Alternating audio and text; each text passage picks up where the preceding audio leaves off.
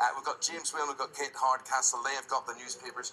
Guys, just getting reaction to the Royal Mail proposed rotation. We're going to get an announcement after 7 o'clock this morning. Darren Oldham, first of all. Darren says, to be fair, Eamon, the service has been second class for years. Perhaps this is the kick up the rear to improve it. Fred says, in my opinion, buying shares would be risky, especially with the unions involved in this one. Griff says, maybe it's the only way to prove that it's not economically viable to send a letter from London to Devon for 50p.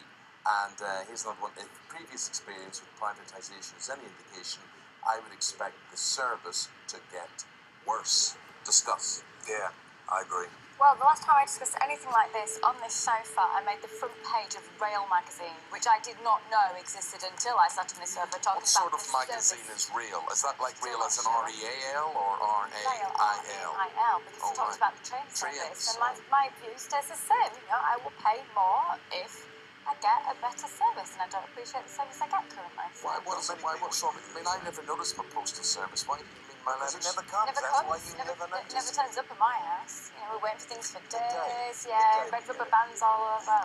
Gone are the days where it would turn up first thing in the morning. But I must say that my postman, whenever I see him, is a very friendly chap, and he smiles and he's very nice and very courteous. But you're right. But just like all businesses, it's not about all the people doing the legwork, is it? It's not about the people making it. It's about a larger organisation. But the thing is, how many people write? I mean, okay, everybody will write and say they write letters now, but most people email or they text or they. What about birthday cards though? And that's when it's crucial because when did you last send? If you post it at the last minute. Excuse me, this is a male-female thing.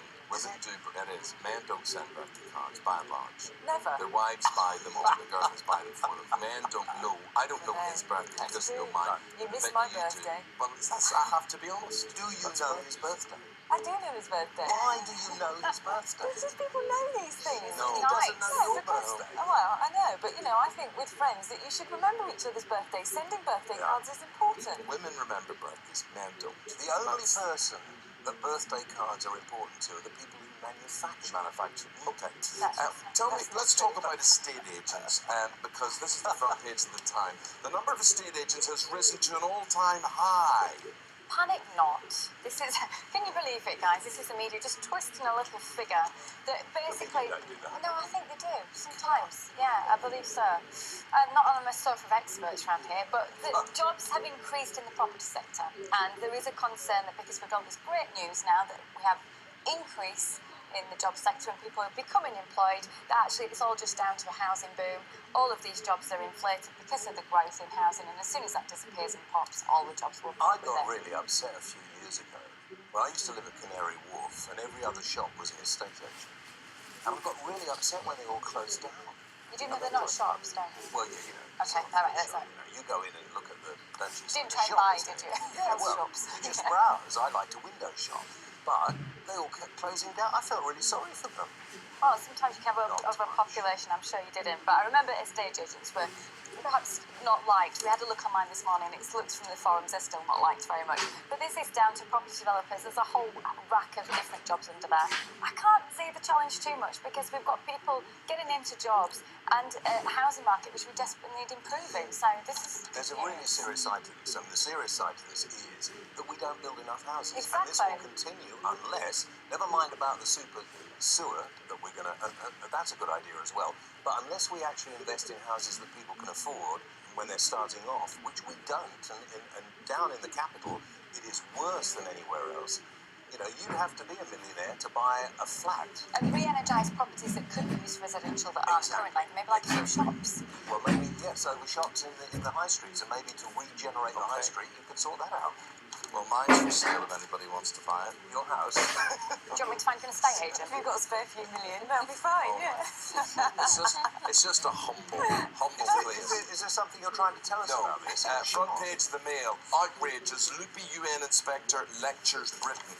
Well, did you see this story yesterday? This is the UN inspector. I can't pronounce her name. I'm not even going to try. Yes. Who's from Brazil. You may if you wish. Do you know what? Her report sounded fine. Yeah. Until she made her television appearance. Exactly. And the interviews, and then you thought... No, but that's the crux of the matter is what she said, I think, is very serious. I think this bedroom tax, the government don't like to call it a bedroom tax, is ill thought out, rather stupid. from people who've never had to live on benefits and don't understand what it's like to say to somebody, "You've got a spare bedroom." Yes, well, you know, well, we're gonna knock off your benefit for that. But why? Where? Can you get me a house with it? No, we're just going to knock off the benefit. So this woman is right, and the government should be embarrassed about this. I hope they are. But the problem is, she looks loopy. Now, I don't mean to be offensive, but she looks quite, as you said, she looks a bit. She seems blaming you now. She looks like Charlotte. You know, no, but that'll be you in about 5 years' time. There's nothing wrong with that. Well, no, that. It shouldn't matter what she looks like. It's what she's saying that's important. No, but you see, the thing is, as soon as she was on the television, people make up their mind. Oh, she's yeah, but that's only superficial people who haven't got the sense to look beyond she that. comes across quite eccentric in her interviews, but you're absolutely right. It's not how she looks; it's what she does and what she says. And I think for IDS to sort of and Grant Shapps, Grant, you want to behave yourself. But they ought to actually start thinking a little more. This bedroom tax is really upsetting for a lot of people who can barely Well, manage. she's brought it to the forefront again, so she certainly has done that. Schooling, going to school, this is very interesting. I thought the whole idea was to get children younger and younger and hot-house them and all this sort of thing. But now there's academics here who are saying, leave it until the age of 7 before you send them to school. This could be a more relevant story for me because I just have taken my daughter to school for the first time last week. This is exactly what you want to pick up in the morning. Yeah, she shouldn't be there actually. It's going to be damaging. How old and she is should she? go at 7. She's 4. 4? Yeah, she's gone early. And what do you mean, poor little thing? Poor little thing.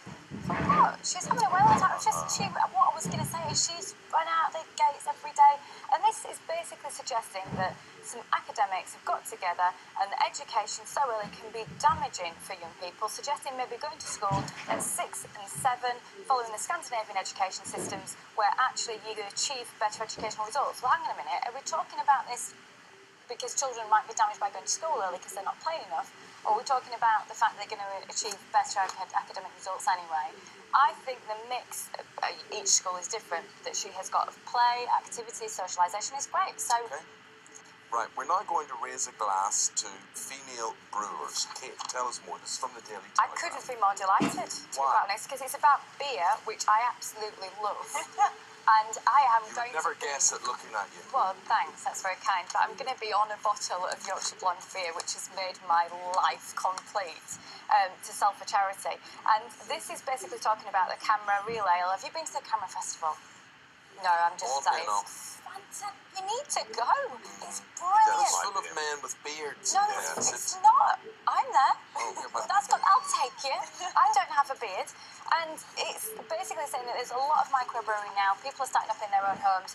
And we've got here women that are starting up new businesses, brewing fantastic tasting beer, different tasting beer as well. But one of the case studies used is from me Huddersfield. A woman who set up a brewing company in Huddersfield. How fantastic. She set off life as a primary school teacher, and look at her now. She's producing full production of 139-gallon casks a week. You know, these big brewers should be worried about this because there is some excellent. He doesn't like it much, but I should take you out one night to. I found a little bar that produces beer. They make themselves, and they've got a beer which is like a lager. You think real ale? Oh no, but it's delicious, and it's got lemony flavour. I can't remember the name of it. I'll give them a mention, but it's delicious. I like this idea, whether with beer or cider, they're not infusing. This is it, exactly. All sorts of different flavour, like lime or raspberry. But you know what happens when you have a drink or something? It's difficult, isn't it, really, Charlotte? Can I just say a minute, if you go with James before me to the beer thing now, I'm going to get really upset. Oh no, he's been having dreams about Okay, it. So, let's talk about the climate change thing. That's you always like to. Yeah, you want to do that? thing. Okay, Is right. there anything to make you change your mind? No. Climate. Listen, I told you, climate change is a natural phenomenon. We might help it along a bit, who knows? But whatever, climate is going to change, and we just need to get used to it. This is apparently how we can hack the planet to stop climate change. Basically, to cut a long story short, put great big mirrors up there, deflect bits of the sun and all that. So, listen, let's just get on with it, all right? Let's try not to pollute it too much, not throw too much away, but not worry about it. The climate will change, and what we should be doing is realising that we need to adapt because in the future, at some point, the next ice age will return. But I like the idea here that whether it's a meteor heading towards us or deflected ozone or whatever, no, but that we should be able to spring into action like international rescue, and do something about Maybe it. one day. Did you read that book that reckons the moon was made by people from the future to save the planet in the future. So No, I the didn't. link- Well, indeed. Sadly, we've no time to discuss that theory. Tell me about this woman whose name I can't pronounce. which This story is This that? is Cara. Oh, right, yes. Yeah. Well, this is a very unfortunate What's her name? picture. Genevieve. Delavic, of course it is. Yeah, she's got very, very unusual eyebrows, but that's by the by. This is all for women, and I think this is really appalling in this day and age.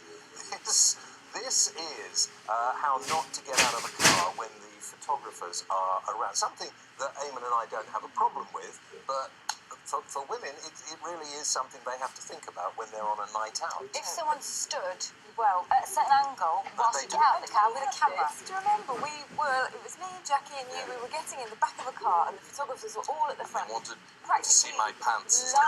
practically lying on the bonnet, trying to get a picture of us getting in the It's car. not the angle they're at, kids, the angle their cameras at. Exactly, I mean, they yeah. disgustingly put their cameras down. Intentionally, and But I like the hope massive you put flashes to try and make people's clothes Yeah. look invisible. And see-through. actually, I mean, I don't know this girl. I've never met her, but I think that's a really nasty thing to do to somebody, isn't it? Really, if it had been you or me, we would have been mortified if. Well, it wouldn't actually happen, would it? Right, we can discuss that. Charlie, on the back pages, what's making the headlines? Well, there is a photograph on the back pages of virtually all the papers that has a shot of both Ronaldo and Bale shaking hands and looking as if they're best of mates. And that's getting ready to arm wrestle. That's like a street shake, It isn't looks, it? whatever it is, however you describe it, it looks rather stage managed, Yeah. doesn't it? Which Not one- as if they just bumped into each other in the car park. I get £350,000 a week, mate. How much do you get? Something.